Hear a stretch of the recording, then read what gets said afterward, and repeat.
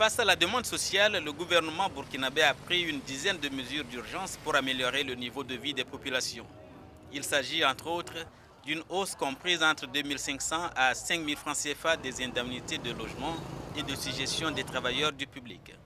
À cela s'ajoute le relèvement du pouvoir d'achat des étudiants et l'allègement de l'impôt unique sur les traitements et salaires. Notre rôle, c'est de régler les problèmes des Burkinabés. C'est de veiller à ce qu'une économie fonctionne normalement. C'est de veiller à l'équilibre des institutions.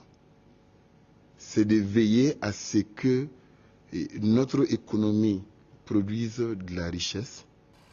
La mise en œuvre de ces instructions du gouvernement reste une équation à résoudre de façon à impacter sur le quotidien des populations. Si l'autorité a pu prendre des mesures par rapport à la réaction de la population, je trouve que c'est une bonne chose. Maintenant, toujours étant que c'est la question de l'application de ces mesures-là, c'est la chose vraiment qu'on attend de voir, quoi. Dans un contexte marqué par des concertations pour la création d'un Sénat jugé onéreux pour le budget national, l'opportunité et la portée de ces mesures sont diversement appréciées par les populations.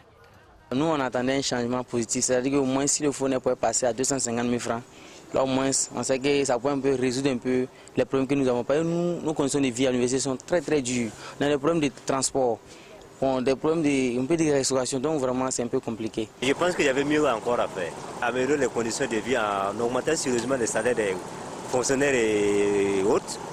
Puis bon, et voir baisser le coût des produits de première nécessité, c'est très important. Estimées à un coût de 65 milliards de francs CFA, ces mesures d'urgence concernent la création d'emplois et l'amélioration des conditions de vie face à la conjoncture.